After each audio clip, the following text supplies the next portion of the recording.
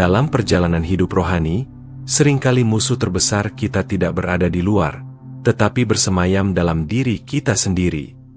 Ego adalah sangkar yang tak terlihat, yang membatasi kita, membuat kita yakin bahwa kitalah pusat dari segalanya.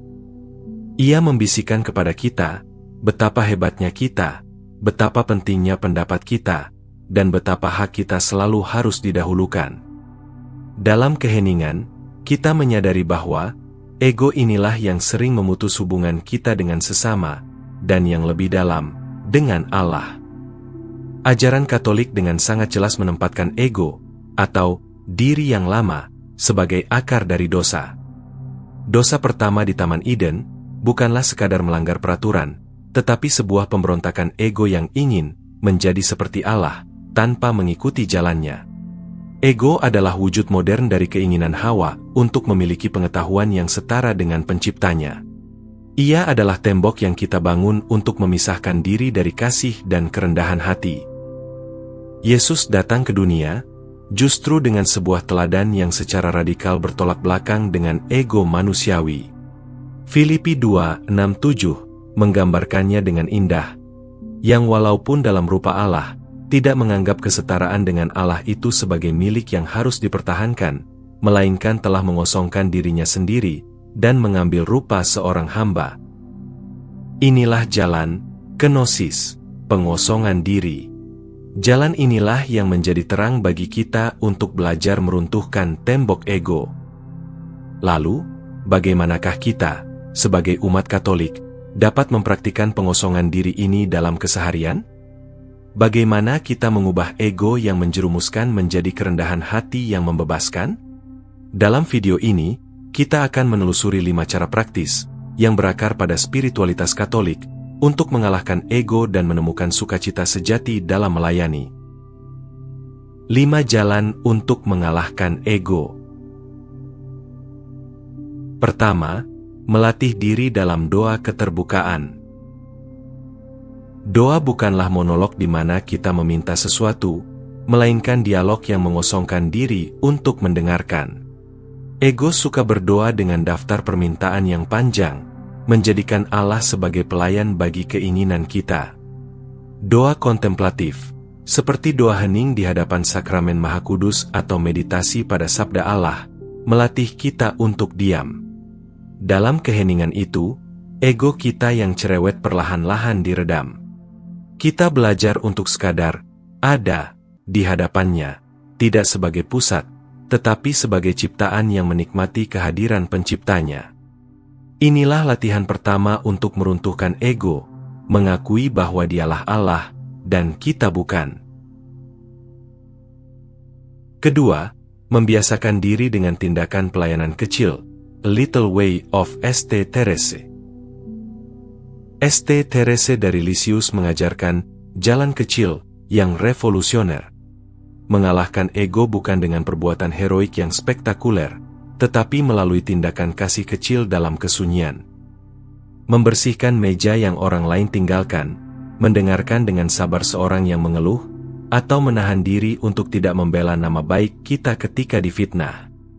Setiap tindakan kecil ini adalah pengorbanan yang secara langsung mematikan ego. Setiap kali kita memilih untuk melayani daripada dilayani, kita memakukan ego kita ke salib, mengikuti jejak Kristus yang membasuh kaki murid-muridnya. Ketiga, memandang orang lain sebagai gambar Allah. Ego membuat kita memandang orang lain sebagai ancaman, pesaing, atau sekadar alat untuk mencapai tujuan. Ajaran Katolik mengingatkan kita bahwa setiap pribadi, tanpa terkecuali, adalah gambar dan rupa Allah. Ketika kita tergoda untuk menghakimi, merendahkan, atau mengabaikan seseorang, kita dilatih untuk berhenti sejenak dan melihat Kristus dalam diri mereka. Latihan ini secara radikal menggeser pusat perhatian dari apa yang bisa saya dapatkan darinya, menjadi bagaimana saya dapat melayani Kristus dalam dirinya. Dengan demikian, relasi kita dibangun di atas rasa hormat dan kasih, bukan kompetisi egois. Keempat, memanfaatkan sakramen tobat secara rutin dan tulus. Sakramen rekonsiliasi adalah ruang operasi ilahi bagi ego kita. Di sana, di bawah terang kasih Allah, kita dengan berani memeriksa batin dan mengakui kelemahan kita. Mengaku dosa di hadapan imam adalah tindakan merendahkan ego yang sangat efektif. Kita mengakui bahwa kita tidak sempurna, bahwa kita telah salah, dan bahwa kita membutuhkan pengampunan. Ritual ini mematahkan ilusi ego yang selalu ingin tampil sempurna dan tak bercacat. Rahmat yang kita terima dari sakramen ini bukan hanya mengampuni dosa, tetapi juga memberi kita kekuatan untuk terus memerangi ego kita. Kelima, menerima penderitaan dan kelemahan dengan iman. Ego kita membenci penderitaan, kegagalan, dan kelemahan. Ia ingin selalu nyaman, sukses, dan kuat. Namun, St. Paulus justru berkata, "Justru dalam kelemahanlah kuasaku menjadi sempurna." 2 Korintus 12:9.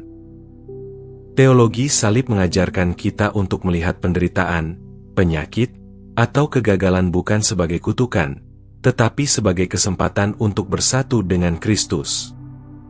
Ketika kita berhenti memberontak dan mulai menerima keterbatasan kita dengan penuh iman, ego kita yang suka mengandalkan kekuatannya sendiri pun menjadi layu. Dalam penyerahan diri ini, kita menemukan kekuatan sejati yang berasal dari Allah. Mengalahkan ego bukanlah proses sekali jadi, melainkan sebuah perjalanan seumur hidup, sebuah peziarahan batin yang penuh dengan jatuh bangun. Tidak ada ruang untuk kesombongan rohani di sini, karena justru ketika kita merasa sudah rendah hati, saat itulah ego bisa kembali menjebak kita. Proses ini membutuhkan rahmat Allah dan kemauan kita untuk bekerja sama dengan rahmat tersebut setiap hari. Hasil dari proses mengalahkan ego ini bukanlah kekosongan yang hampa, melainkan sebuah kepenuhan yang tak terduga. Seperti biji gandum yang harus mati untuk menghasilkan banyak buah, ketika ego kita mati, justru disitulah kita menemukan diri kita yang sejati, sebuah pribadi yang bebas, damai, dan penuh kasih.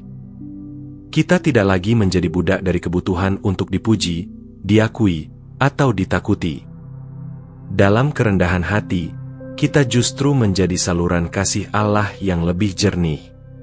Hati yang telah dikosongkan dari ego adalah seperti piala yang dikuduskan untuk Tuhan. Ia siap diisi dengan kasih-Nya dan dicurahkan bagi sesama. Relasi kita dengan keluarga, teman, dan rekan kerja akan menjadi lebih autentik dan menyejukkan, karena tidak lagi dibebani oleh agenda egois kita. Oleh karena itu, marilah kita melangkah dengan penuh harap. Setiap kali kita memilih untuk mendahulukan orang lain, setiap kali kita menerima penghinaan dengan damai, dan setiap kali kita berlutut dalam doa yang mengosongkan diri, kita sedang memahat sangkar ego itu, satu demi satu, hingga akhirnya jiwa kita terbang bebas, mendekat kepada hati Yesus yang maha lembut dan rendah hati. Di sanalah, dalam kerendahan hatinya, kita menemukan rumah bagi jiwa kita.